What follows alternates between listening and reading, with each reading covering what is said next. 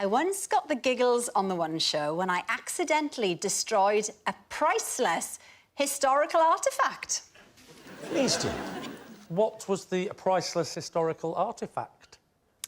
It was a letter. Which letter? There's 26 to choose from. A written letter. So who was the letter to and from? To some soldiers from King George. How did you destroy it? So I was going through a little phase. Was it that phase? It was that phase, but it wasn't that phase. Right. It was a phase where I was drinking green tea.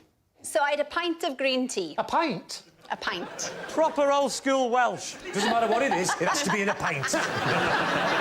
Where were you hiding it on the set? It was rehearsal. Yeah, but... So no need to hide. Whoa, whoa, whoa, whoa, whoa. I've seen the one show, and you rehearse that. I hate it. So, basically, the pint of green tea spilt all over the letter, and because, obviously, letters back in the day were written by, you know, quills and ink, the green tea fell on the letter and all the writing fell off. And Fell off? The writing fell off. Well, it slipped off. Well, it didn't slip off. It didn't slip off. Well, it did.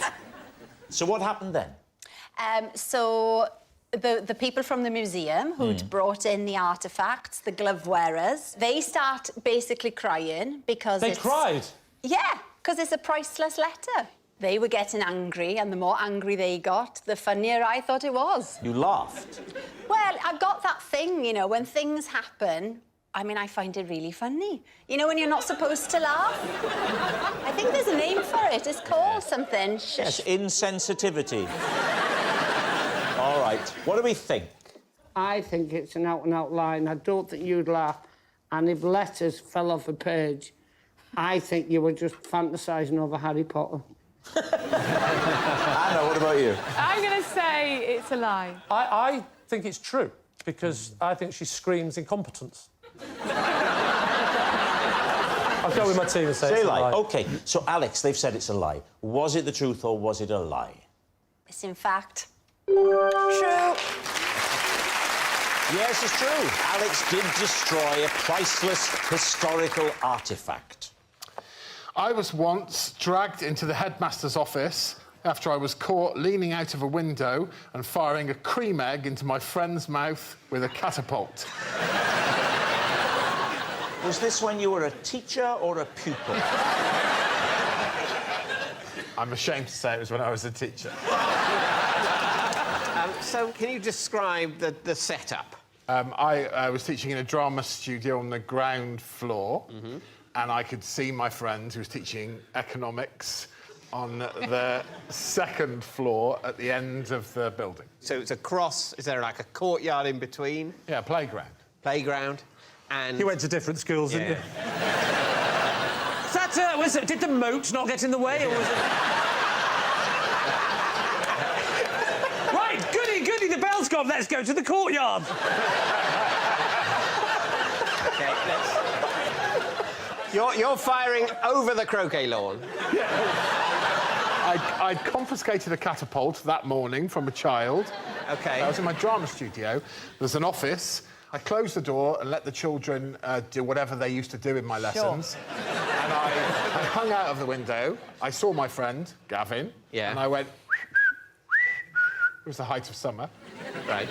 So Gavin is in the middle of an economics lesson, and he goes, oh, there's my friend. Gosh, he's holding an unwrapped cream egg. And he goes...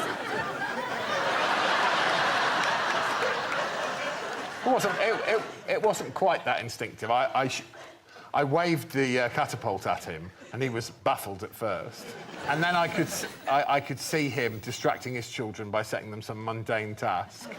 Then I revealed the unpeeled egg. Which, by now, by the way, hashtag height of summer, melting. They melt very fast. Here's the thing, Claudia. I genuinely had a mini fridge in my office because...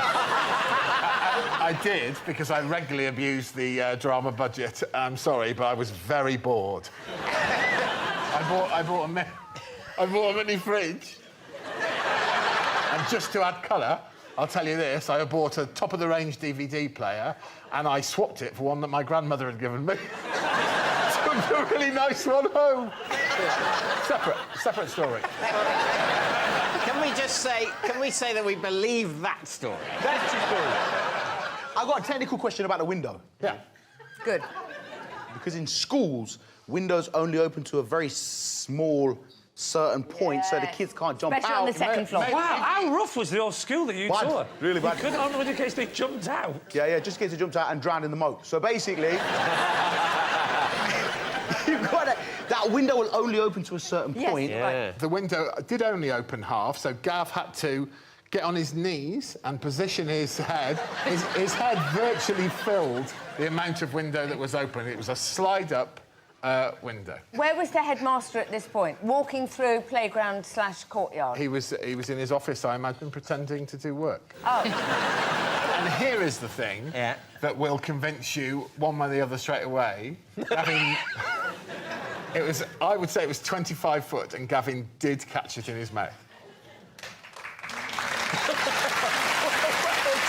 What are they grabbing? You lot are going to feel so stupid if that's a lie. What do you think, David's team? Does it ring true for you? I do believe the lie is being packaged with real stuff. So, confiscation of the... The mini fridge is true. Yeah. The confiscation, yeah. Everything around the lie is true, but the lie is still a lie. OK, let's go. Let's go. We'll go lie. You're saying it's a lie. Greg, was it the truth or was it a lie? There were elements of truth, but yes. Damn you. That's a lie.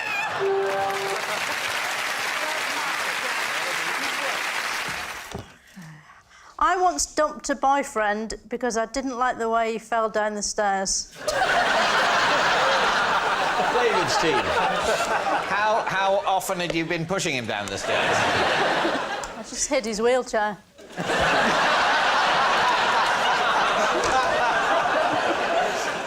If you've been affected by any of the issues raised in tonight's show...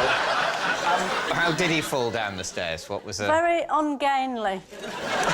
What kind of stairs did he fall down? Where was he? It was just outside his flat, and there was, like, 5 steps, and then another 5 steps. Well, you know, those ones that go sort of in a different direction. Concrete sort of. steps? Yeah, concrete. So this is nasty. This isn't... It was a nasty fall, yeah. Yeah. Did you finish with him because he was so badly injured he was no use to you? This was sort of like the last straw, really. What was the other straws? There were so many straws. Tell me one. He used to fall out of cupboards. He was quite mean. He was quite a mean person. Can you walk us through the scenario? What happened? OK, so we're leaving his flat. He locks the door. He loses his footing on the steps, makes a little scream, and he just fell. How many stairs did he go down? Because the way you've described it, there were corners. Did he go round the corners? He's a man, not a slinky. No, he did. He did. So how did you react? Did your compassionate side come out? Well, I asked him if he was all right, and then I sort of made a mental note to cut him out of my life. So what are you going to say, Nadia? Does it ring true for you? Did you want to leave him before the fall? I've been thinking about it. Yeah, because it was the last straw. It was the last straw, yeah. But she only offered up one straw. If I had a resentment against an ex-lover, right, I could give you a short list off the top of my head. Even that was a bit scatty. Waking up and seeing her in bed with the milkman. Oh. I think it might be true. Say We're true. going to go with true. Say true. Diane, truth or lie? It is actually true. Wow. On a recent trip to the zoo, my bag was hijacked by a one-armed monkey. Lee. What zoo was it? London Zoo. And which arm was it? The left was missing, right intact. As you look at it, or from the monkey's perspective? His left was missing. OK. And why was it missing now? I don't really know. I mean, we were merely visitors in the zoo, Stace. I didn't know the backstory of the monkey. No, I accept that. Who is we? Me and my husband and our little boy. Your little boy. So you've gone for a little family day at the zoo. Yeah. And aren't monkeys usually behind cages or behind glass? Well, they are, apart from when you get to the rainforest section. And in the rainforest section, there are birds, there are monkeys, there are sloths. It's a free-for-all. Did the monkey have a name? Because often they name them, don't they? The monkey's name was Bandit. Bandit? As in one arm. Oh, come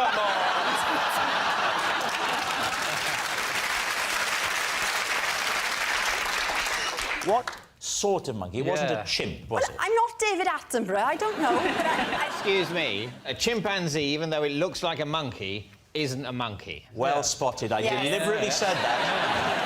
Even though a chimp is totally, in every meaningful way, obviously it's a monkey, it's not a monkey. You know, it's a special place that's been made by biologists for pedants to reside, so that whenever anyone refers to a chimpanzee as a monkey, like you did, then a pedant like me says, oh, no, a chimpanzee isn't a monkey, and I've started to hate myself for that. Nice of you to join the rest of us. What happened? I'm pushing the pram. Said monkey travelled from a tree and landed on the pram. My maternal instinct obviously kicks in, so I take Ted... You cuddled the monkey. I took Ted out of the pram, and then the monkey got hold of the bag attached to the pram. In he went, spreading monkey DNA over all of the contents. What? How big is the monkey? What, that big? A bit smaller. You sure it wasn't a squirrel? was it like this? I think you'll find, Rob. It was like this. You've not been listening, have you? Oh, no. I'm not paying attention. What do you think, Lee? Did it ring true? There is not a single element to that story that sounds believable. You're the boss, but I think it's a massive lie. Gotta be a lie, then. You're saying it's a lie? Gotta be a lie. OK, Alex, was it the truth or was it a lie? It is, in fact, true. Oh, my Lord! Yes, it's true. Alex's bag was hijacked by a one-armed monkey. And look, we have a picture. That is the monkey in the bag at the time. That's terrifying. While on a camping holiday in France, I invented a game my family and I couldn't stop playing. We call this game Milky Cow. David's team. Well, to explain the rules of Milky Cow.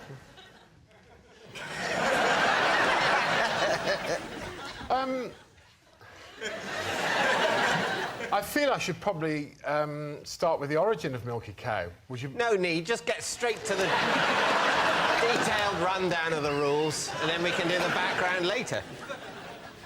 Milky Cow is essentially... Don't look at me. It's a test of the strength of your lungs, really, because a player in Milky Cow would breathe in as deeply as they can and then breathe out whilst constantly saying the phrase Milky Cow. If you stop, then you're out. This is working, right? Yes. So it's the person who continually says Milky Cow for the longest is the winner. Right. So if let's say, imagine we're your family camping. We weren't camping. We were in a hotel, Claudia, but carry on. If you want to revert back to your car. Hey, hang on. Yes, refer back to your card for a moment. Oh, we were camping. You might want to keep that face up. First rule of what I like to, always keep the card face up. I would say that Milky Cow was played for many summers. And it was played in hotels and camping. It was the origins, actually. We were in a sort of chalet in a mobile home. Can we play Milky Cow? Absolutely, Let's play it. So go on. You're not going to ask me, so I'm going to tell you the origins because it's relevant. My sister saw a lady on the same chalet area in the south of France. Yeah. And she was a perfectly normal-looking girl, but my sister said, look at that Milky Cow. And when we all looked at her, she had quite bovine features. Every day we saw her, and Milky Cow became exaggerated every time we saw her. So the first time we saw her, my sister went, look at that Milky Cow. We all went, huh. And maybe on the third or fourth day... Yeah. my sister just naturally went, Milky Cow. And then we all started driving past her and going, Milky Cow. And as the days went on, it became Milky Cow. Eventually... Oh, I've been on this show for 5 minutes, I already feel insane. Eventually, it became a test of who could say the longest. Right. So, do you want to... Of course. Play? Well, you say that it's addictive, so I imagine if I start now, I'm off. Yeah. All right. Maybe we'll stop playing Would I Lie to You? It'll be like a footnote in the history of the incredibly successful television programme Milky Cow. For the first 11 or 12 series, it was another game called Would I Lie to You? What's the point in all those lies and truths? Let's just all go Milky Cow for hours and hours and hours, because it turns out to be the most entertaining and addictive thing you can imagine, and heroin sales will go through the floor.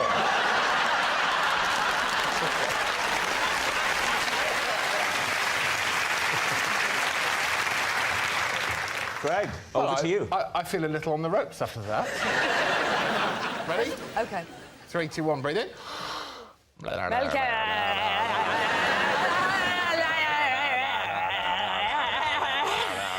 Quite good fun. Milky Cow, I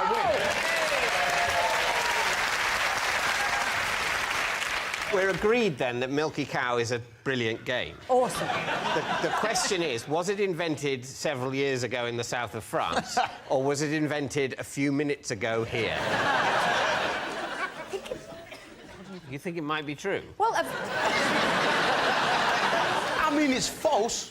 Most deaf. You're chatting, bro, but I think you developed an amazing game on the spot. So, I mean, if there's half a point for that, I don't know how it worked, but yeah. There are no bonuses for product development. I think it's unlikely to be true. Yes, agreed. Are you saying lie? Are you happy to go lie? Yeah, of course, You're chatting, yeah. OK, you're saying lie. Right. Greg. Lie. Milky Cow. Yes. The south of France. A mobile chalet. Truth or lie? Well, I am delighted to introduce Milky Cow to the national stage, because it's true.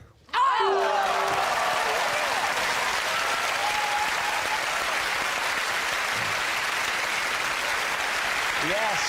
Yes. Rejoice, it is true. Greg did invent a family game called Milky Cow. Dear me.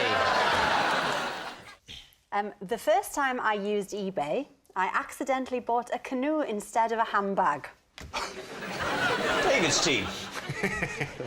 Well, how did that error occur? Well, back in the day, when eBay was pretty new, I thought I'd have a little go. And I quite like vintagey stuff and old clothes, although when they delivered, it's not quite as good because they always smell a bit musty and have an air of dead people. But I like the idea. Yeah. Did you get that from eBay? Was that you? Sorry, carry on. So I was scrolling through, as you do, and saw a lovely clutch bag. I know I've lost you all already, haven't I? A clutch bag. A clutch bag is a little bag. For that keeping the clutch. pedal from a car in. You have an accelerator bag and a brake bag. So what are we saying, Alex? You saw a clutch bag, you were miming putting the clutch bag under your arm to get into it, and then you pressed Canoe by accident. In fact, in the modern computers, they've taken the Canoe button off the keyboard because this kept happening. OK, you're looking at eBay. What I'm happens scrolling next? through. Right. It started off at 99p. 99 pence, John. Are you in? For a vintage bag? Yeah. You're in. Anyway. Next thing you know, £14. I'm thinking about pulling out. Yeah. Because that's quite a lot. for a vintage bag. But anyway, on it went. Yeah. £32. And you're still bidding? You still in, John? No, I wasn't even in when it was 99. You were wrong about that. You read me wrong there, Alex. I don't know what my body language is telling me. OK, so the price is going up. You're tracking, that's what they call it. £32. You're tracking the bag. And I think it's a good time to go to bed. Yeah. Leave it. Next morning. Yeah. Email on the laptop. Congratulations, your bid was successful. You have bought a second-hand red canoe. It's quite a jump, isn't it? Yeah. Do you think that's a terrible story? There's some fella Yeah. whose boat was going down. He says, don't worry, I've got this covered. Tried to squeeze a family of 5 into a vintage handbag. So you emailed the canoe man saying, instead of the canoe, could I have the clutch bag. handbag that looks like And he said, I haven't got a clutch handbag to offer. Yeah. And I said, well, you've lied, because I bid on a clutch handbag. So do you think he was luring people in by putting photographs of vintage handbags, which people then bid on and bid on, bid on, whatever they pay, whatever the handbag looks like, they only get a canoe? Maybe 7 times out of 10, people make do with the canoe. It must have looked into it. Have you ever seen at the opening night of a film a glamorous starlet turning up with what the commentators are saying is an incredibly large clutch bag? OK, what are you thinking, David? I think I don't know. What do you think? There's too much of a gap. Do you think it's true? No, I think it's a lie. I think it's a lie. We think it's a lie. You all think it's We a think lie. it's a lie. Quite conclusively a lie. Yeah. Conclusively a lie. OK, Alex, truth or lie? Silly boys, it was, in fact, true. Well,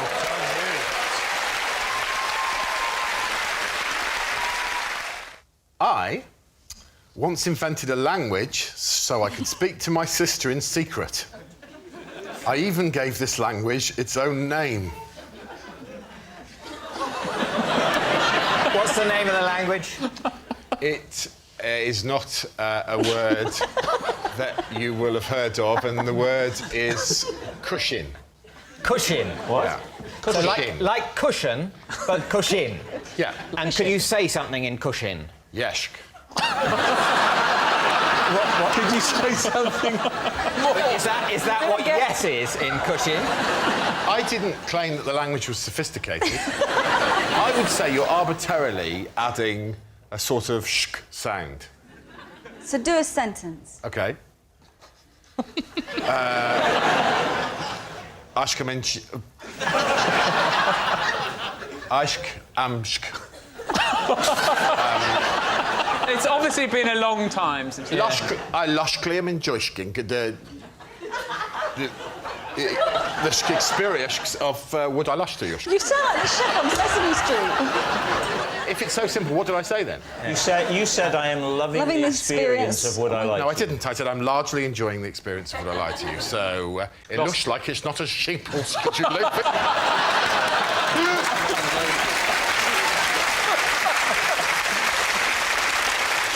So where did the name for this language, Cushin, come from? I honestly can't remember, but it was called Cushin. And I can tell you, part of the language, and I'm afraid I can't explain this to you, would be sometimes mid-sentence, sometimes at the end of a sentence, just to loudly proclaim, Cushin!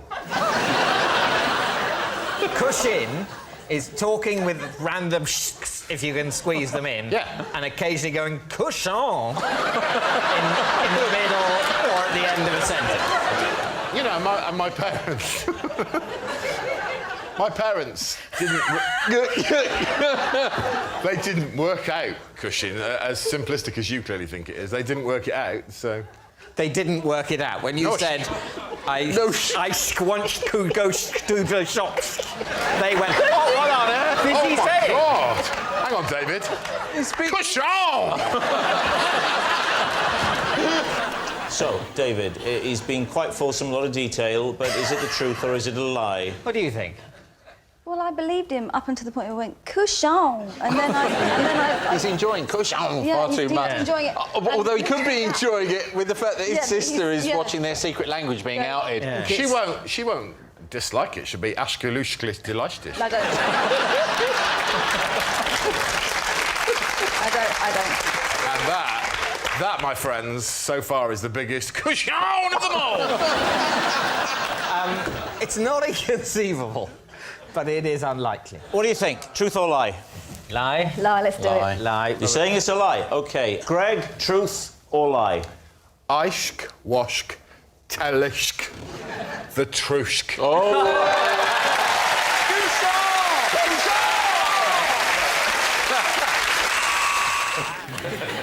For my first term at university, I rented a bathroom in a student house and slept in the bathtub every night.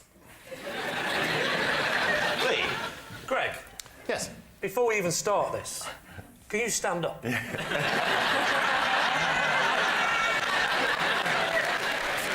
be no, unless David stands up with me, there'll be no perspective. David? In fact, let's have proper perspective. Connie, can you stand up?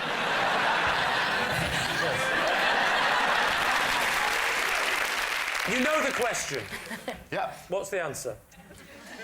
Well, I just hung off the end of the bath, as I hang off every single bed that I've ever slept in. No. You definitely don't hang off a bath like you hang off a bed. Because a bed go like that and then you hang off. Yeah. You'd have to go up and cross and hang off. You're tall, but you're not a snake, Greg. The thing what actually drove me to change my circumstances was that I was bruising the side of my cheek regularly by waking up in the morning and clanging into one of the taps. Can I ask why on earth you would sleep with your head at the tap end? That is mad. Yes, well, you know, I was 18 years of age and I mainly lived off Thunderbird wine, so bad decisions were my forte at that period. So did you have a bed in No. the house? Did you, oh, so that was the reason you was in the bath? There was a... Why do you think he was in the bath? I chose to, Phil, yeah. How many other people were there in the flat? 3. 3 people, what, 3 beds? Yeah. Why would you not sleep on the floor next to the bath? We had a giant 1970s sofa that had a peculiar corner unit, and I took both cushions from that corner unit and they fitted in the bath perfectly, and it was incredibly comfortable. So hang on, it wasn't a freestanding bath? A roll top? Yeah, was it a roll top freestanding bath? It wasn't a freestanding bath, but the end of the bath projected out into the room. Where was this, Greg? Which town was this, Oxford or Cambridge? It was in Isleworth in West London. It was only because of a mix-up in housing agreements. We soon sorted it out after a term. I only had to do it for a term. What was the mix-up? I'd agreed to move in with these 3 guys and we got the wrong size house.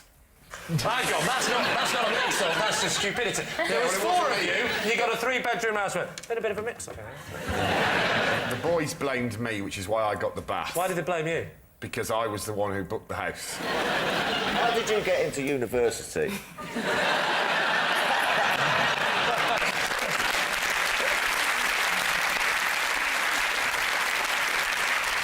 So, Lee, what are you thinking? Marcus? I think it's too preposterous to be true. The taps for me, you don't... If you're going to sleep in a bath, you don't put your head up the tap end. I think it might be true, but I'm not going to over... Oh, well, you're the skip. You've got the armband, son. I might be the Do you skip. get armbands if you're a captain? Only if you can't swim. I'm telling you, I don't know if this is in the spirit of this game, this is true.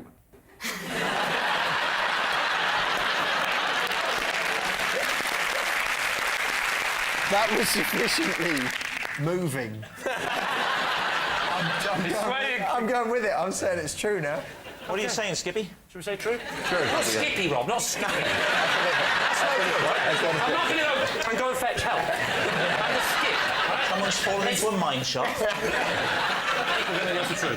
Go on, mate. We'll change it to true. We'll change it. We're going for true. You're saying it's true. Greg Davis, were you telling us the truth or were you telling a lie? Do you feel, David, any sense of genuine competition in this game? Yes, I do, yeah. Then I think you're going to like me very much. It was a lie.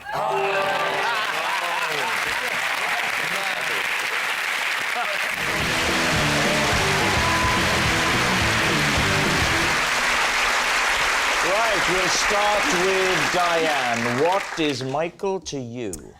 This is Michael. I once punched him in the face because I thought he was a ghost. Bob, how do you know Michael? This is Michael, and after cutting his hair, I got a job on a campsite as a hairdresser. And finally, Lee, what's your relationship with Michael? This is Michael. Together, we helped free a donkey that had trapped itself in the cubicle of a seaside toilet. So there we have it. Is Michael Diane's ghostly guy, Bob's campsite client, or Lee's donkey do-gooder? David's team, where would you like to start? Well, Diane, where were you when you mistook Michael for a ghost? I was backstage at the Theatre Royal Bath. And what were you doing there? I was in a play. What happened? You were in the dark, waiting to go on the wings? I was in the wings. In the wings, waiting to go on? And I'd been told a ghost story about this. Where The was Theatre Royal Michael? Bath is haunted. What was the story? Well, that the theatre was haunted. They said that about once a week, this ghost, a man with white hair, would float around the theatre. So you heard So that then story? I'm standing in the wings. Uh-huh. I turn round and I see... Well, I know it's Michael now, but at the time I thought it was the ghost because of the hair.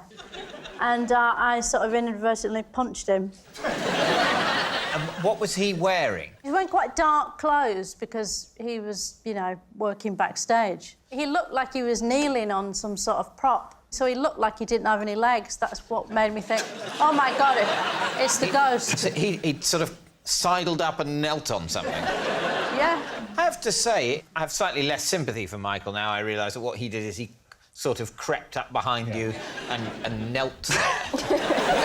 That is slightly creepy behaviour, isn't it? Yeah. I did ask him why he was kneeling on the bookcase. Yeah, but I imagine at that point he was also asking you why you hit him. Yeah. Did he answer you? Was he able to say why he was kneeling on there? Yeah. He said there weren't any chairs backstage.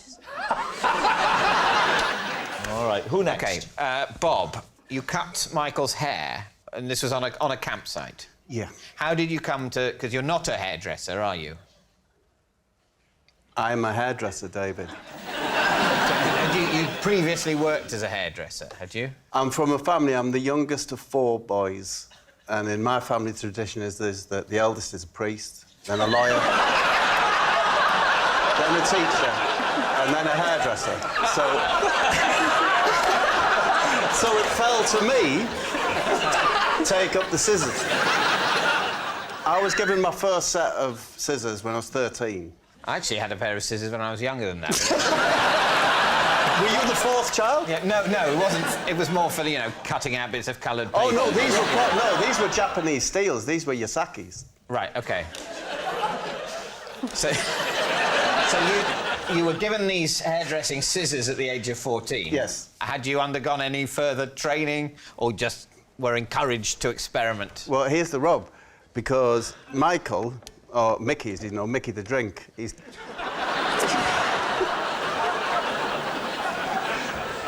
Why is he called Mickey the Drink? Anyway, so, he was one of the first people that I ever gave a haircut to as a young boy. He was one of my friends. And then, fast forward to 1982. I go to the World Cup in Spain. There was Michael, Billy the Pigeon... Gentle Kenneth. Billy the Pigeon? Gentle Kenneth, yeah. Why is he called Billy the Pigeon? Oh, he's found his way home. No, he's a pigeon.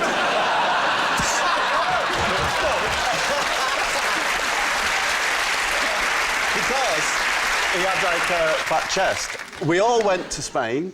We were on the campsite for the England fans. I, as always, gave Mickey his haircut.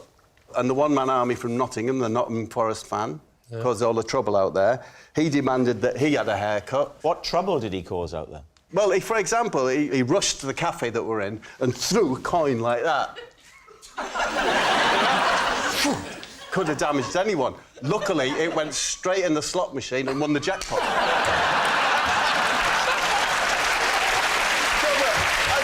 just going on here.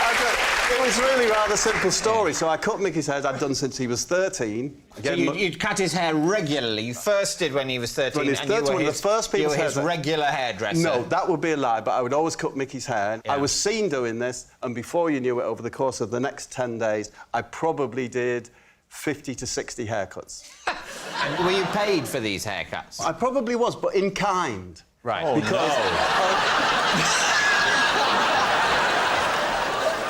the only thing any of these English fans could say was huevo solo. And that got you an egg sandwich. And I seem to remember that people, because I was cutting hair, it was always in the morning, that someone would bring me, oh, mate, you're busy cutting hair, you have a huevo solo. So you were paid in egg sandwiches? I think maybe I was.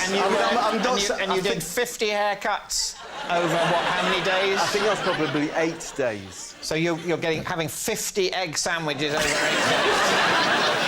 I mean, I'm interested in the haircuts themselves. Yeah. Was there a signature style? It was the early 80s. Were there mullets going on? I mean, what was the look? It was a feathered look. I was expert. It was called, where I'm from, it's called the foffer. You'll probably think of it like Rod Stewart. Oh, it's a lovely look. Layered at the bottom. Yes. Yeah. Do you still cut hair now? Oh, not so much now, Robert. To be honest with you, I can't do the new cuts. What? Did you hear that? I can't do the new cuts. Right, what about Lee and the donkey? So, Lee, tell us your story. I was at the seaside. I went to... Whereabouts? Blackpool. When was this? This was last year, believe it or not. Last year? Only last year, since the last series, and why it hasn't cropped up so far. Fair enough. On holiday, or were you summer seasoning? Seasoning? Doing a summer season? I'm not a juggler. Or were you... They have comedians in Blackpool. Or were you giving a keynote speech at the Conservative Party conference?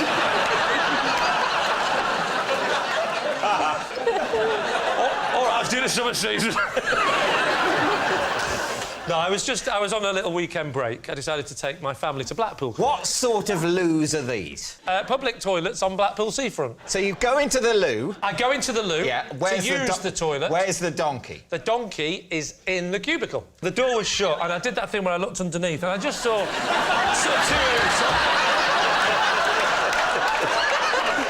I said, you belong, mate.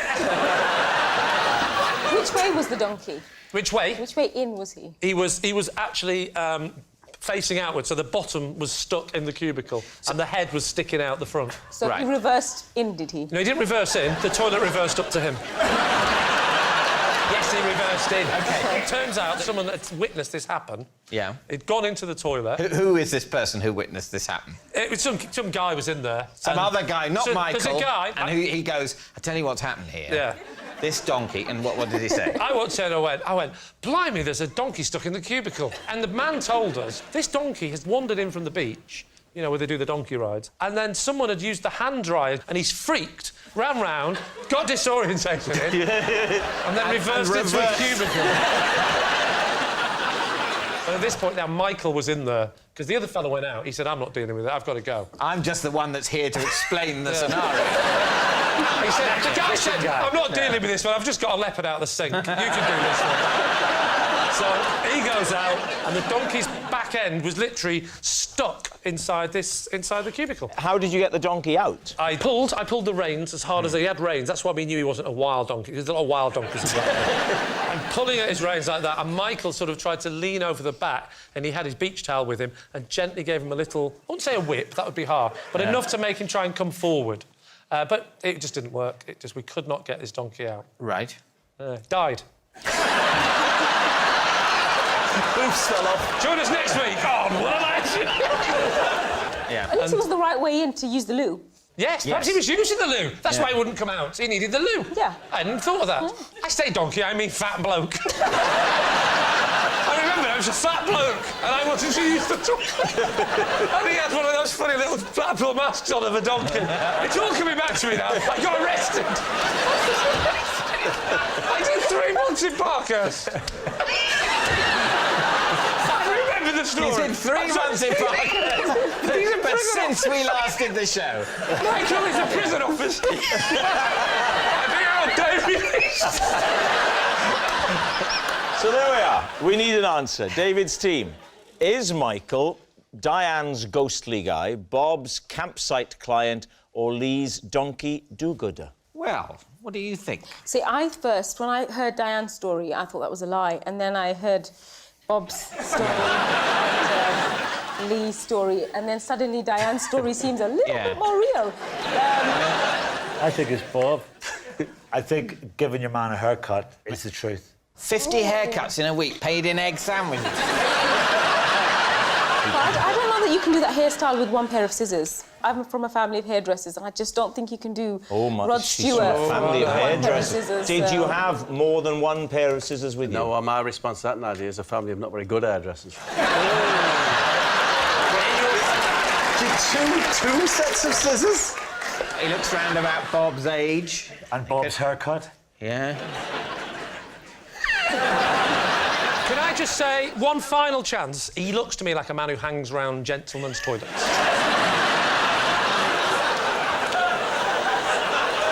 I'm going with Diane. Yeah. Going with Diane. We're settling. David's Diane. team are saying that it is Diane. Michael, would you please confirm your true identity? My name is Michael, and Bob gave me a haircut and a cancel.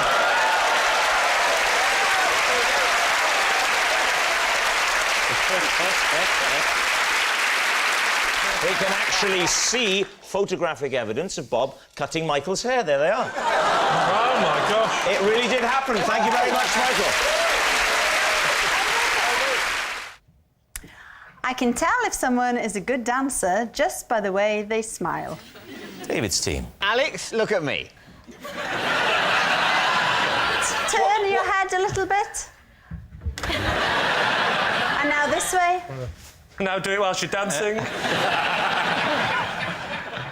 No. Yeah, well, it's true then. Why? But why? What is When it that's about, well? though? Yeah. Because people who are good at dancing... Will you stop doing that? I find it a bit disturbing, David. It's just a bit light entertainment for you, David. Really?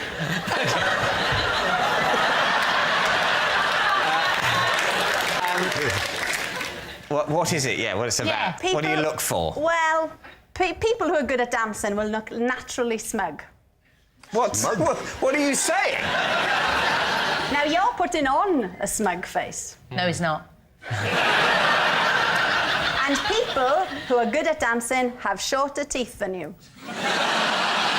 It's just something about dancers. They seem to be a little bit underdeveloped in the tough area. Are they making up for their short teeth by Could learning be. to dance? I don't know, but it seems to be a pattern. That's what I found doing extensive research. So I'll go round you all now. Open up. You could be all right. Oh, that's a backhanded compliment. Smug, short-toothed person. Not mine. Go on.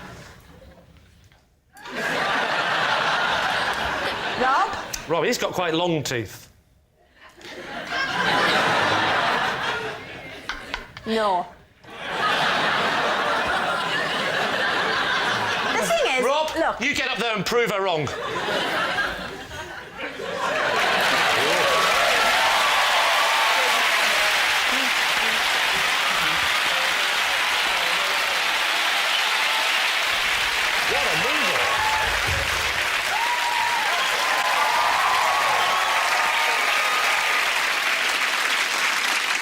I just want to say, Rob, I've got a lot of respect for your commitment to the show. Yeah. I mean, I'm no Bruno or Len. I'm no Bruno or Len. Hasn't she got a stupid voice? Hang on, you're now taking them... What is... Does anyone know how large Fred Astaire's teeth are? Small. Small. Didn't have any, just gums. He had little, tiny little... Like that, no. Tiny. Just tiny, almost like... top hat, dusting up outside, I'm home. So what are you going to say, David? Mel, do you think it's true? I think it's the sort of claim that Ms. Jones would make. It's not scientifically proven. What you don't say. Yes. I think it is the sort of thing she... She's claimed it. She's not saying it is. No. Yeah. Do you think it's the truth? The truth. The truth. I think we think it's true. You think it's true? Yes. Alex Jones, was it the truth, or were you telling a lie? Don't be so ridiculous. It's a lie! I once caused an injury to one man whilst trying to get a different man to say the word vegetables. Please, team. Right, just the word vegetables. Yeah. Do you really like the word vegetables? Not as a general rule, no, Okay. but I liked it when this man said it. Why? What was it about this man, the way he said vegetables, that was funny? Did he have a speech impediment? Or... No, he didn't. He was a very intense man, though, and he was also Austrian. I was with a friend once, and he was a colleague of ours, sorry, and I overheard him say vegetables, and we both found it incredibly funny. So, can you just roughly give us an impression of how he used to say vegetables? Even just roughly? He said it exactly like this. Yeah. Vegetables. And then we happened to be on a coach trip with him, and so we spent the whole coach trip trying to get him to say vegetables right, so again. where were you? Where were you going and how did you know I was him? on a school trip. I used to be a teacher, so we were And he on was a teacher? Yeah, he was a teacher. What did he teach? He was the head of languages, and he was... Head of languages? Yeah. The head of languages used to go... Vegetables. Imagine I'm the man. OK, I'm on the coach, I'm sat, we're driving. Off you go. So I said, Yeah? You're very big, aren't you? This isn't like him at all. You're very big, aren't you? That's it.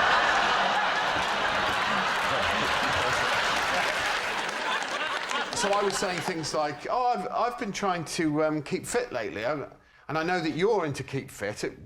You know, would you recommend for a healthy diet? And he was going, well, you know, I would... you must eat a balanced diet, you must eat greens, and you must enjoy some protein in limited... I was going, yeah, but I mean, if you were to group some of those foods together...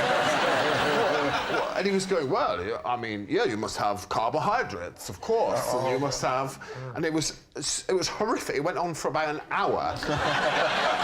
And every time I tried to find a new angle for vegetables, his ludicrous Austrian interpretation of things led us down a dark alley. It was literally an hour in the making. And how did you finally get him to say it?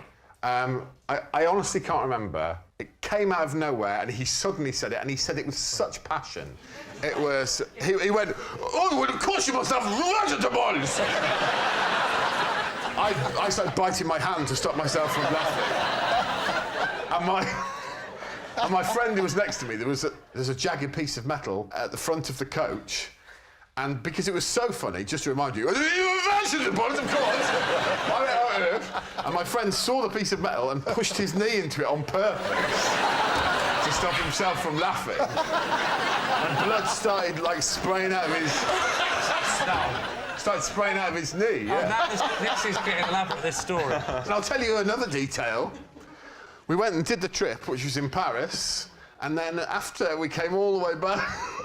all the way back to Calais, and I said to him, you know, we put all the kids' passports in that hotel in Paris last night. Did you remember to... Because he was in charge of the trip. Did you remember to bring those? And he was standing up in front of the children on the coach, and he went, oh, Scheiße!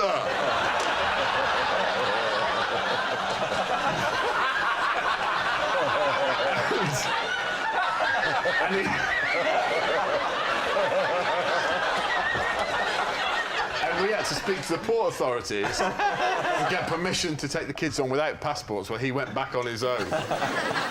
Can I tell you one more detail as well? We were also standing in the middle of Paris, under the Eiffel Tower. We'd been there for an hour, and the kids were all running around. And he came over and went, we must go, we are late for our next appointment. And I said, well, we should just make sure that all the kids are here. And he goes, yes, of course we should, yes. And he turned round and went, is everybody here?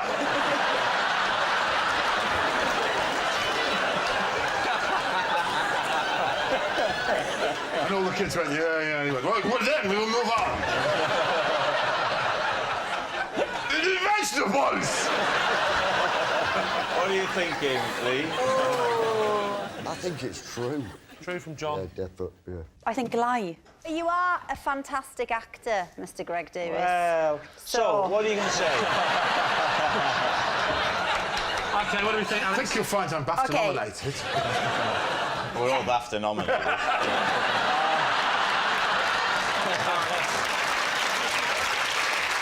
False.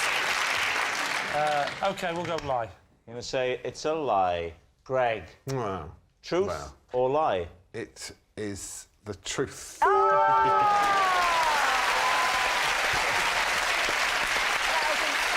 Right. After a wild party to celebrate our 2000th episode, I slept the night on the one-show sofa. These two. Oh. When did the one show start? What year? I don't know. Oh. Are you like the Khmer Rouge? Nothing existed before you turned up. Did anybody join you? Oh, hello. And slept there? The sleeping bit. Sue Pollard, I can't tell you that. Nothing like that. No, I was just wondering if they wanted to keep you company in case you forgot to wake up for the next edition. No, so I'll tell you what it is. I'm a bit out of practice. I was excellent at drinking before I had the children. Right. But since the children, I'm not as good. Right. So actually, I'd fallen asleep at the end of the party. Everybody was still milling around. They just put a blanket over me and left me there. Paint a picture for us, Alex. Who else was there? I'm imagining it was a starry affair. No. Well, you can't invite one guest without all of them. Can you imagine how many people would have been there, Rob? Over 10. There have been 2,000 episodes, and there's how many guests per episode? Oh, well, 3 or 4. 3 or 4? I mean, it varies. So that's like 8,000 guests, of whom 1,500 are Giles Brandreth. Yeah. What time did you wake up the following day? Oh, early. 6:37. And, I mean, what went through your mind? Oh, beside myself. There was 2 of you there? They taking my shoes off. Some people, don't they? They employ staff. What about your PR or somebody like that that would understand? PA. Yeah, PA. I don't know. I haven't got a personal person. Have you got a personal person? You will have. I mean, you're a national treasure. I've got 6, but they haven't lasted long. Do you get through them? Why? Yeah, I pay them too much. I don't think your PA could ever be paid too much. Well... Do you want to come outside? No, carry on. No, I just think it just seems a bit unfair, Alex. What do you think, Chris? Does this smack of the truth for you? I think there's a lot of truth in this. You're probably nodded off in the corner while Giles just continued with his stories. It's always nice to have a little insight into these exclusive show business parties, and I'm wondering about in the heyday of Heidi High. I bet there were a few shenanigans and parties then. Oh, yes. There were several wrong chalet entries. What a very delicate way of expressing it. Anyway, what do we think? Well, I don't know. What do you think?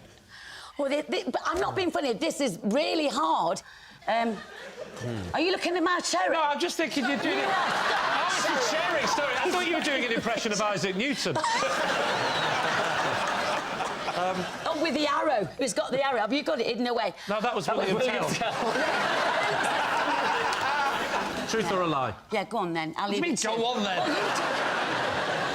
So Chris thinks it's true. I think it's true. And Sue, you think it's... I'm going to say it's true. OK, well, my team think it's true. All right. They think it's true.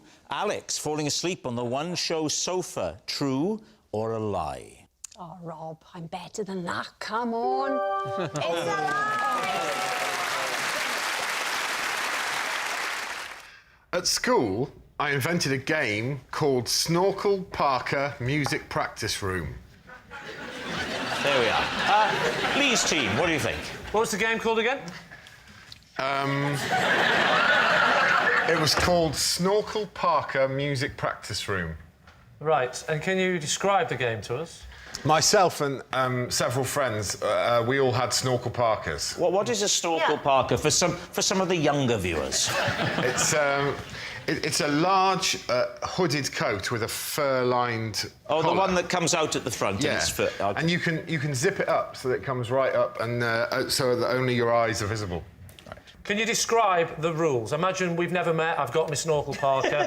What would happen next? Well, then you and I, Lee, will go to the music practice room when... I'm not falling for this again.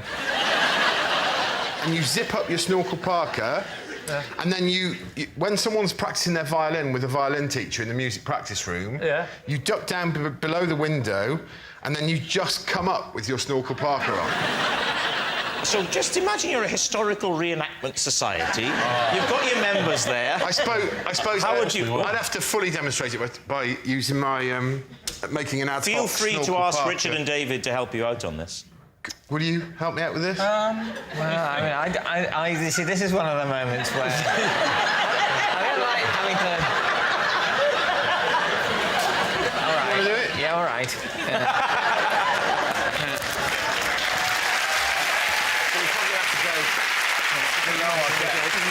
Below our desk. Yeah. All right. So if you imagine that this was the music practice room and there was someone in there having a lunchtime violin lesson, you would wait until they were in mid-tutorial and Right, then, I'm picturing it, yeah. and then together, after 3. Okay. Yeah. 1, 2, 3. 4.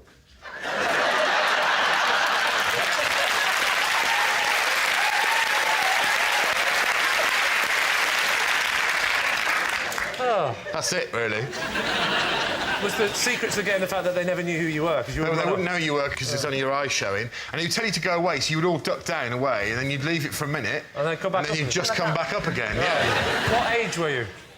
Maybe... Tell me you weren't one of the teachers. No, maybe 13, 14. Right the way through to when you left? Right through till sixth form, yeah. You never got told to stop this, or you got... Yeah, well, they would bang on the window and be really furious with us. For 5 years, they were duck banging down. on the window. They never once thought to come out and say, lads, it's getting really boring.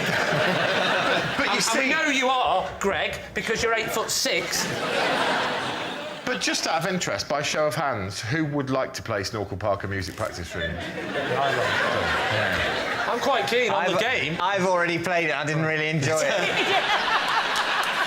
It sounds ridiculous. I mean, the last It time does sound utterly ridiculous, Greg. It's almost as if you're lying. Do you think he is lying, Lee? What are you going to say on this one? Well, I actually believe him.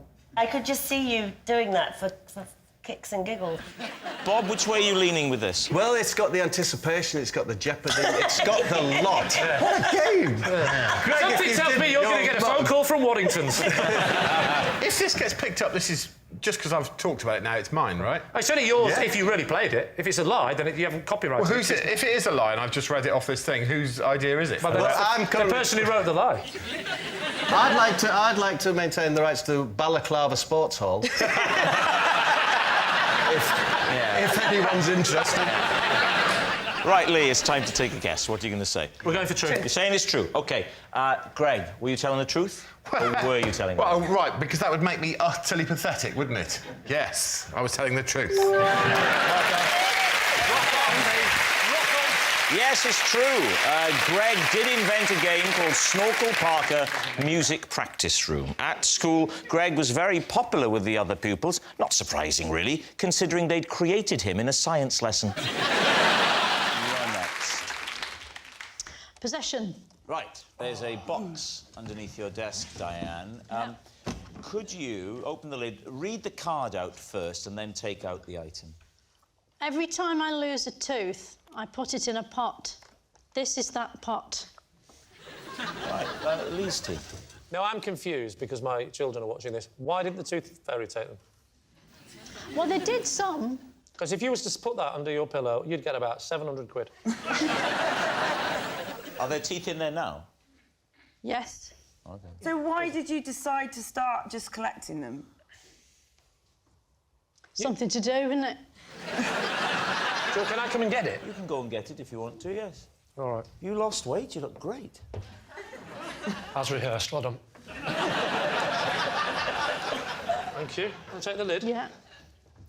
I feel like a very grumpy fairy. There's a quid under your pillow, love. Oh, my God! Oh, wow. Wow. Huge. That's a big one. Cat's tooth. More like a fang. This one's quite decayed. Yeah, they're not healthy-looking teeth. No. She's from Bolton.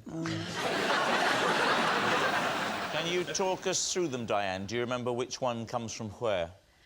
Well, they all came from my mouth. I appreciate that, but in which Can you parts of the explain mouth? this one? Because that is just... That's which like one a was that? dinosaur too. It's very long and sharp. Well, you know that it's not just the top of your teeth that you can see, they go down into your gums. Oh, yeah, I went to school. What scares me is if this isn't true, whose teeth are these? If I find out the producer of this show has pulled out his children's teeth for the sake of this show, I will genuinely say, well done, mate. You can probably buy children's teeth online. What do you think, Rory? Is she telling the truth? I think she has to be telling the truth because she doesn't strike me as a person warped and deranged enough to collect other people's teeth. No, I don't think... I don't... No. I better explain how this show works. If she's not telling the truth, it means that this is as new to her as it is to us. It doesn't mean I'm lying because they're not my teeth. All right, it's true. It's true. I hope it's true. OK, true. You're saying it's true? Yeah. OK, Diane, truth or lie? It's actually true. Why would you do that? I used to try and scare school friends by planting a particular drawing in their pockets signifying death. Lee, what do you think? What was the drawing? It was an owl. What? The Owl of Death. Its full title was actually the Hoot Owl Death Sign. Owl. What do you mean, the Owl of Death? What was it doing in this drawing? Hoot Owl Death Sign. That old chestnut. I could draw it for you if you like. Greg? Yeah? I've got a pen, I've got some paper. I'll come over there. No, I'll come to you. Don't stand up next to me, it just highlights it. Can you, Greg, can you...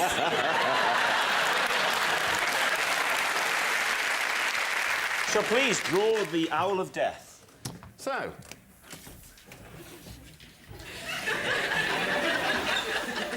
Don't look at it, David, you'll die. Oh my God! Oh, my God. Oh, please put it away. So just imagine you're innocently, you went in your pocket, innocently minding your own business. You go, oh, what's this in my... Oh, no, it's the Owl of Death. Your friends would find that in their pocket and be... Not my friends, my deadly enemies. Right. What would be the purpose of that? It was for people who had crossed my friend and I. Well, what kind of things would they have to do to cross you? There was an English teacher who we found a bit boring, so he slipped one in his pocket. That was the highlight of the whole campaign, actually, was that the English teacher once stood up in front of the class and was chatting away and went into his pocket and went, oh.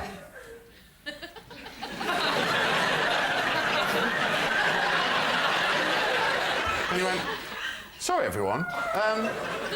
Does anyone know anything about this? Because I've just... Was the purpose of it to scare them? Like you would tell them later on it was you? Or... No, of course not. We were both nerdy cowards. you created a sort of mythology around what might happen if you found the Hoot Owl of Death in your pocket, In our minds, anyone who found the Hoot Owl of Death in their pocket would very shortly afterwards meet their demise.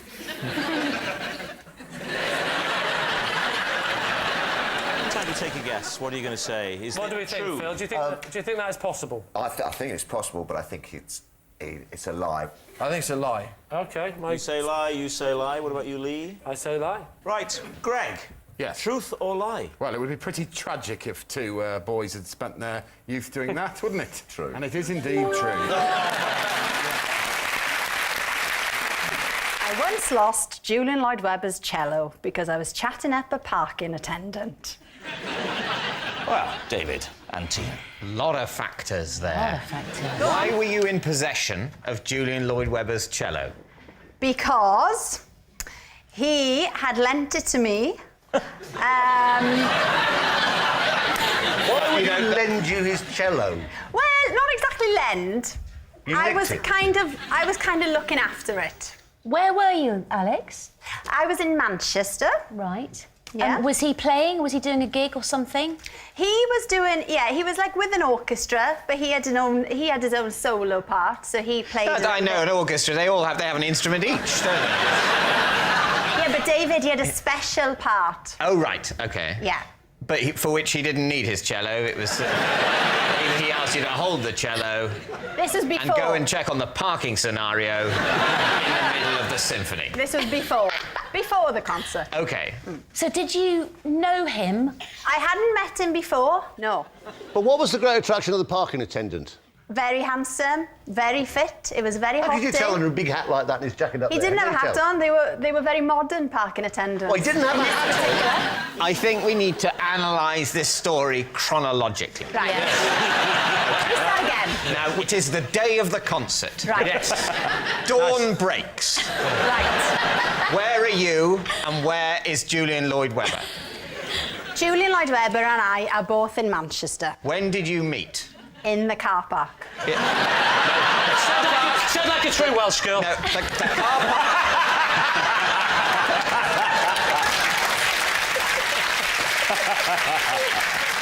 I'm afraid the car park is not an acceptable answer to the question, Right. when did you meet? Right. Because the car park is a place, not a time.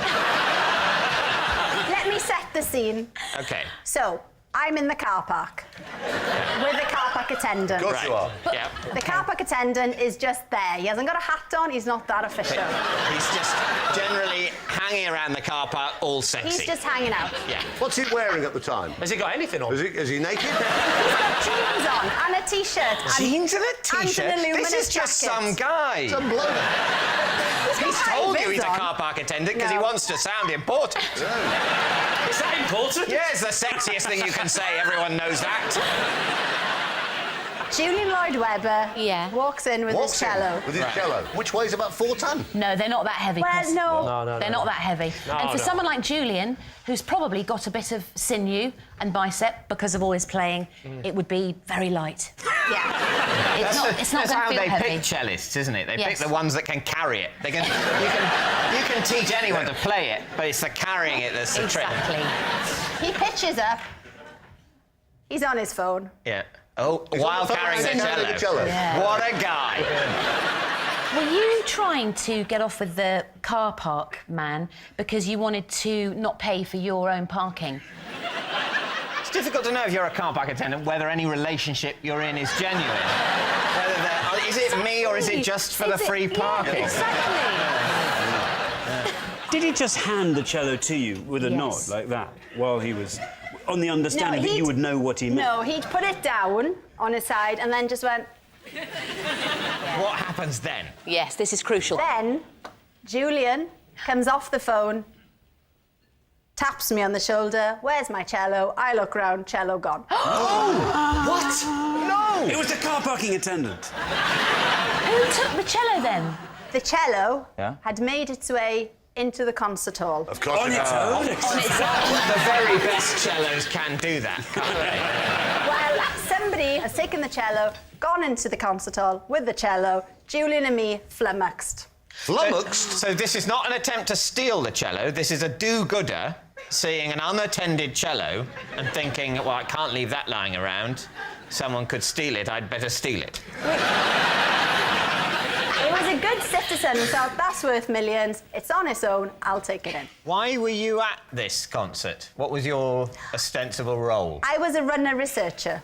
So I was working on a television programme that they were making. That's new information. You didn't say that. I'm suddenly Yeah, coming round to I know. Julian's point of view. I know. So what do you think, David? What are you going to say? It's utter nonsense. You think it's nonsense?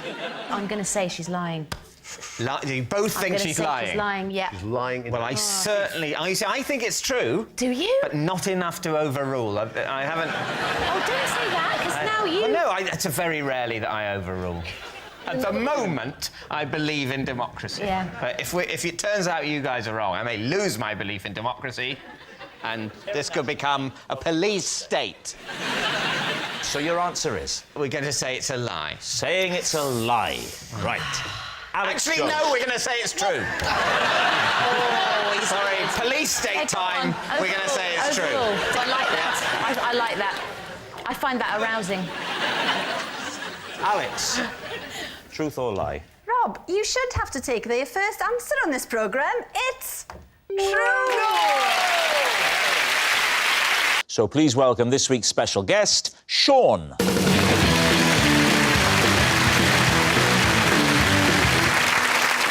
So, Raj, what is Sean to you? This is Sean. I used to whip his shirt off in public for money. Right, Raj's bare-chested buddy. Gemma, how do you know Sean? This is Sean, and at school he blew up my Wotsits. Right, Gemma's crisp combustor. And finally, David, what is your relationship with Sean? This is Sean. As a boy, I would only let him cut my hair if he was dressed as Zorro. So there we have it. Raj's bare-chested buddy, Gemma's crisp combustor, or David's heroic hairdresser. Lee's team, where will you begin? OK, Raj, you used to rip his shirt off for money. Yep. When was this? Back in the early 80s. Well, let's just get straight to the point. What the hell are you talking about? Why did you rip his shirt off for money? Well, I'm a bit of a keen amateur magician. Oh, hello. Where did you learn this? On top of a bicycle? But I also owned a bistro, so it allowed me... Oh, hello. Snow and once again. What a life you've led! And because I had the bistro, it allowed me to indulge my passion of magic. So I used to hold magic evenings, where we'd give them dinner, and then we'd do close-up magic, and then we'd end up doing a little bit of a cabaret. So what was the trick that involved you ripping off his shirt? Well, it was the finale to the cabaret act. What was the finale? Ripping his shirt off. That's not a trick, that's assault. Talk us through it, Raj. We've come to your bistro and we've had a super evening. The food is lovely. Yep. And then, oh, hang on, what's happening now? Yeah, I would ask for a volunteer to come out. Right. And lots of people would put their hands up, but I would choose Sean. Oh, he was he was my stooge. So you're telling me that the regulars used to go, that fella's in again on his own. He's having a terrible night. Wait till the end of the night and you see what happens. It gets worse. Every week he falls for this, the poor fella. I'm a viewer. Don't tell me how it's done. As a viewer, what would I have seen? You would have seen my volunteer come out, and I would sit him down on a chair. I would tell him to relax. I would undo some buttons. And would you take it, like, from the collar and just go whoosh and it would come off? Yeah, something like that. Did it ever go wrong? Did you ever, like, take his nose off? Well, we had a few incidents. What happened when it went wrong? Well, he's the third stooge I've had. All right, who would you like to quiz next? Gemma? Gemma. OK. So he blew up your Wotsits, the little snack. Was it a very strict school? Yeah, I was at school. He was my teacher, and I was being naughty by eating in the back of the room, just being a bit of a troublemaker. How did he blow it up? Well, he was in the middle of doing an experiment, and then he made an example of me by taking the packet to the front of the room where this experiment was happening and, like, sprayed it with, like, a dry oxygen or something, like some sort of steamy thing. The Bunsen burner was going, and then they just, like, went poof. Just by heating them up? Yeah. But, like, it was blow? something to do with what was sprayed, like, this kind of... Yeah. Petrol. Yeah. And then everybody was laughing, and then he said, that's what will happen if you eat Wotsits. Did it stop you from eating in class? Did it have the desired effect? It had the desired effect, and we got on a lot more after that as well. It broke the ice. Yeah. Suddenly it was Dead Poets Society. What's his surname? Smith. Smith? Yeah. Oh. How did you just think of that like that? Does Smiths make what? No, it's Golden Wonder, isn't it? I think Golden Wonder sold Wotsits, I think, to Walkers. I think it was a major corporate error because they were losing market share in their crisps, but they had this Wotsits brand, and then on some dark day they decided to sell that brand, and then they were left with nothing. And that shows you the kind of error that can be made at a corporate level. So we should be careful before we believe that these corporations are sort of magical and the private sector can do things. And before we sell the NHS down the river, remember the idiocy of Golden Wonder. OK, now then, what about David? Just remind us, David. As a boy, I would only let Sean cut my hair if he was dressed as Zorro. Doesn't seem very worth his while. What was the kind of... How much were you paying him to dress as Zorro for this one haircut? To be honest, I was a child. I didn't pay him. This is the bit I doubt, that David was a child ever. Did you go asking for Zorro? Or was it just an optional thing he used to put on the board? As Zorro, an extra £3. I think my parents requested Zorro. What? Why? Well, because I was nervous about having a haircut. I think I was about 5, something like that. And I think they'd had an awkward experience with me freaking out at a previous hairdressing encounter. Yeah, makes sense. So And let's calm him down by getting someone to do it with a blindfold whilst I'm holding a big sharp knife. Well, let's remind ourselves. Here's Zorro. Have a look. Is that how he would dress up? As far as I remember, he had a black hat and a black mask. My God, this show's taken a sort of let's help David turn, hasn't it? So tell us what you look like. Well, here's a picture of him. Which you genuinely otherwise have thought I hadn't heard of Zorro. No, but you might have got it wrong. Well, just, yeah, you know, he wore the classic Zorro fireman's helmet and a stethoscope. So how old were you? 5, I think. Might have been 6, I'm not sure. How old was he, approximately? How old was he? Don't look at him. You can't stop me looking at him. I think he was in his 20s. Right. So let's be kind and say 21. So therefore, he's 15 years older than you at that time. Yeah. You're saying this man is 15 years older than you. And how old are you? 47. Approximately the same age to me, that man. OK. Paint a picture for us. Young Master David is going to the high street, to the barber's, unaware of the great fame and glory that lies ahead of him. For now, he's just a small boy. Yes. What happens? I can't remember the details, but broadly, I was very nervous about going to the hairdressers. I don't want to go in, Mummy. No. I want to go home and write with my crayons. I'm going to write a satirical look back at the week that's just happened.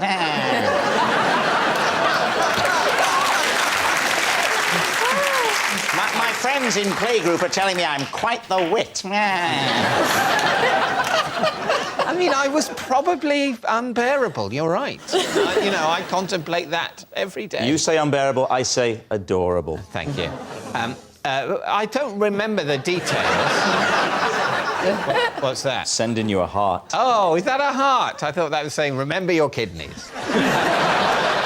Right, we need an answer. So, Lee's team. Is Sean Raj's bare-chested buddy, Gemma's crisp combustor, or David's heroic hairdresser? I'm struggling with David's here a little bit. Yes. So Gemma's Watsits. That's very believable. That's the kind of thing a kind of wacky science teacher would do to It is very passion believable in science. And what's unbelievable is the idea that now, Raj. Have you left the gas on? Raj, show us a trick. If I could have half an hour Yeah. and the use of the internet, I'm sure I could do that. Oh, yeah, but what did you think the question was? I don't know, what do you think? I think he does look a lot like a science teacher. I think Gemma's telling the truth. So we're going to say Gemma? Yeah. Gemma? We're saying it's Gemma. OK, right. So, Sean, would you please reveal your true identity? I'm Sean, and Raj used to rip my shirt off for money.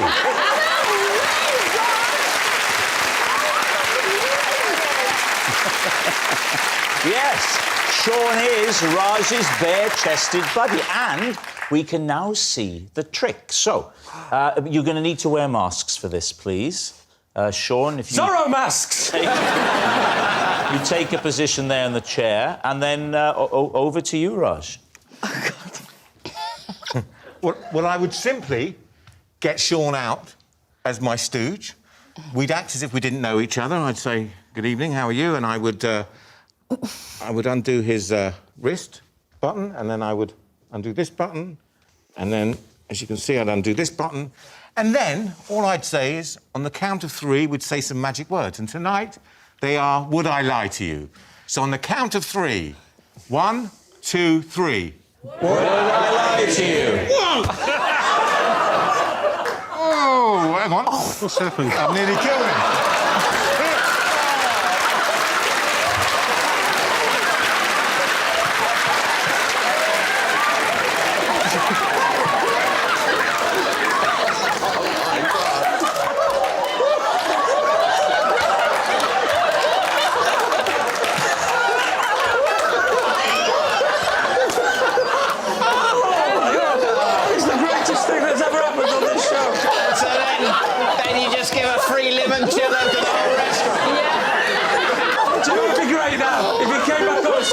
Sorry, I've been having a breakdown. I'm actually Gemma's science test. The noise was the best bit. 30 exits we've done here. I just got pictures of him 30 years ago, just coming in every week going, can you please do it right this time? It was the second poll. You decided to go again was the coolest bit. Why did you keep going? Thank God you didn't cut him in half. Is Sean all right? Who cares? Gosh. He's fine. I love the idea that he had to put masks on for safety reasons. And it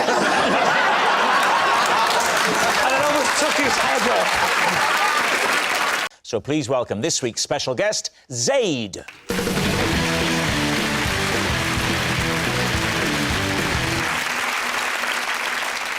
I must play Super Mario again. So, Joel, what is Zaid to you? Oh, this is Zaid. He came to my wedding, and when he started dancing, my mum started crying. Joel's wedding wrecker. AJ, how do you know Zaid? So this is Zaid, and I had to cut short our only date because he insisted on riding a penny farthing. AJ's disappointing date. And finally, David, what is your relationship with Zaid? This is Zaid. After being splashed by a transit van, I wore his trousers to a book signing. Please, team, where to begin?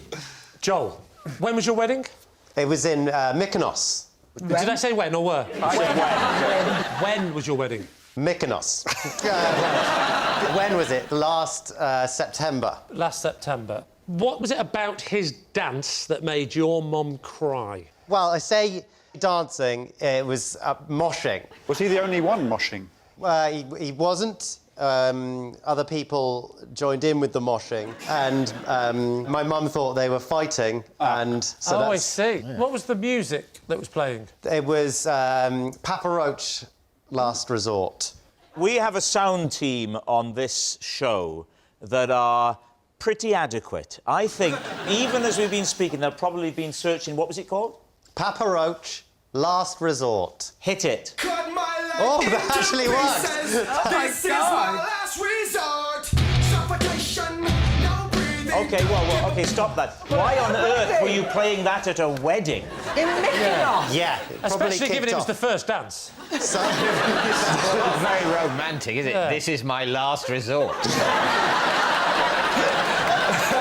So we had our first dance, which was to a much more romantic song. And basically, we had a party playlist sorted to start immediately after the first dance. And we should have, in hindsight, put it in some sort of order, but we actually just put it on shuffle. Why didn't you pay for a DJ? I'll be honest, I don't really understand the difference between a DJ and just, in Spotify. Well, a DJ will feel the room. When you're DJing, David, you've told me it's about a vibe, isn't it? Yeah. And you told me you sense the room. My primary thought is fire safety. So, when your mom saw him moshing, yeah, did she cry because of him or the general chaos? I think my mum was crying with the general chaos, really, because everyone's just started moshing away. Then my mum was like, oh, my God, it's a fight. And my dad was like, oh, my God, it's a fight.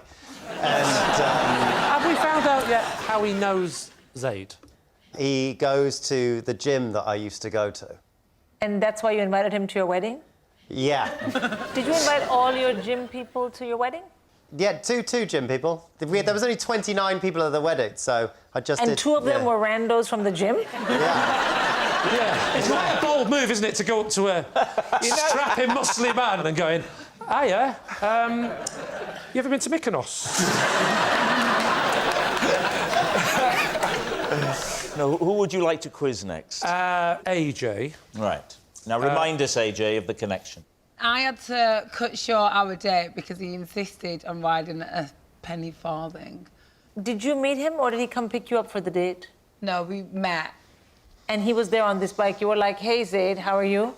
No, well, basically, we met in a bar. I had arrived before him, which was already annoying because I'm meant to arrive late, not you. Yeah, come on, Zaid. Did you ask him why he was late? No. And he said, well, have a look at my bike. You'll soon see why. I just didn't know anything about the penny farthing at all. We was having a lovely time on the day, and so he's like, right, should we move on to the next place? We were like, whilst we were talking, he did say that he had a penny farthing, and I just thought he was joking. And then I get outside, and he's unchaining it, and I was like, oh, you wasn't joking. So why did you cut the date short, though? I did actually go on to the next place. However, at the next venue, didn't find a pole to chain his penny farthing to. So, whilst we're sat at the bar, he keeps looking out the window, looking after his penny farthing. I mean, it's one thing looking at other women on a date, but looking at a rusty old bike, that's too much, isn't it? I'm not being funny, but it actually was. Can I ask, AJ, is the big wheel at the front or the back? I think it's at the front. I don't know. How did he get on it? I don't... But him. How did he get on the bike? I didn't get on the bike. I know you Trust didn't. me, I did not get on that bike. Yeah, well, you've had enough thinking time now. How did he get on the bike? He just, like, got on it. Right, you've explained it now, thank you. In the pub, your only objection was that he was looking out for his... I presume it's an antique bike. Listen, I don't know where he got the bike from, whether he got it from Halfords or the Antiques Roadshow. All I know... What are the two? You sounded to me like someone who's quite hard work on a date, if you don't mind me saying. I understand now why he brought along his plastic screen so he didn't have to listen to you anymore. How did you cut it short? What did you say? Basically... On your bike.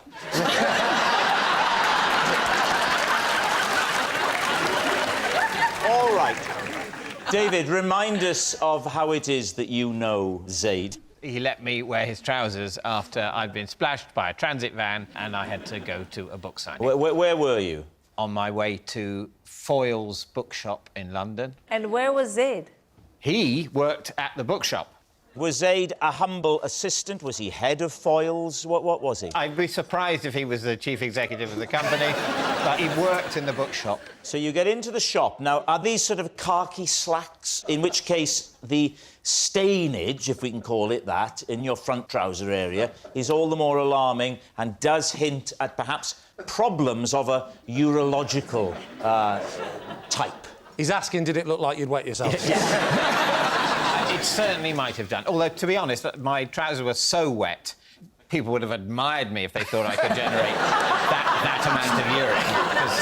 Did he offer his trousers, or was he forced by someone higher up the chain to strip off and give them to TV's David Mitchell? He offered them. I came into the shop sort of in a squelch, sort of walking, and this signing was starting in a few minutes, and I was embarrassed by my appearance, if you can imagine such a thing.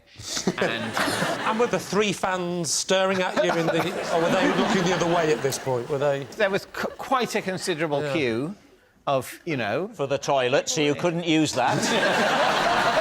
And Zaid was there representing the bookshop to say, oh, you're here for the signing of your book.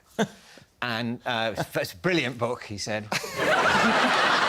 So he says to you, why don't you use my trousers? He had some spare trousers with him. Oh, he had spare ones? Yeah. I mean, how funny is your book? But why did he have spare trousers?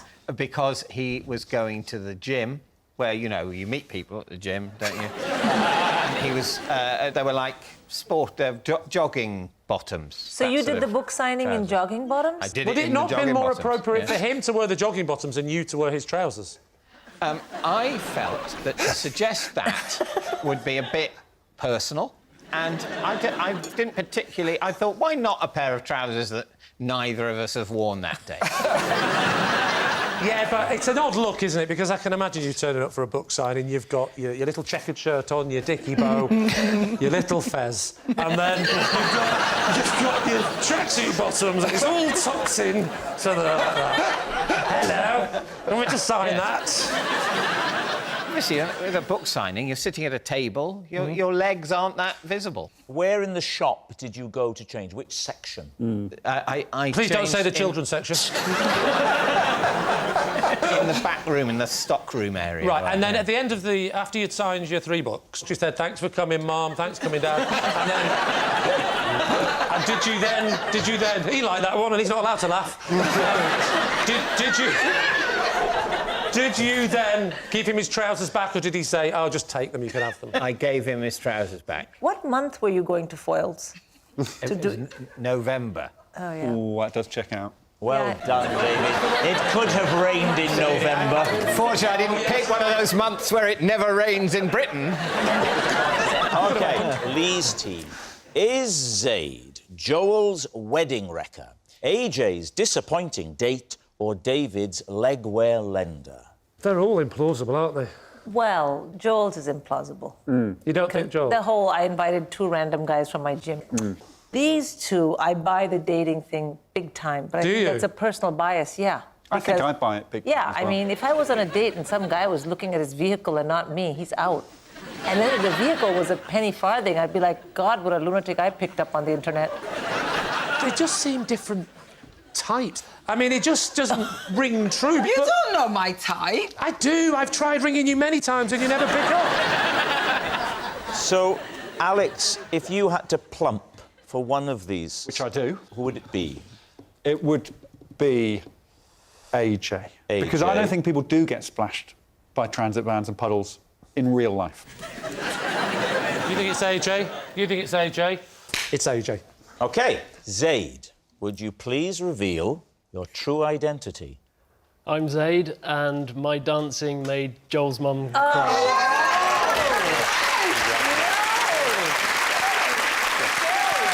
Zaid is Joel's wedding wrecker. Thank you very much, Zaid.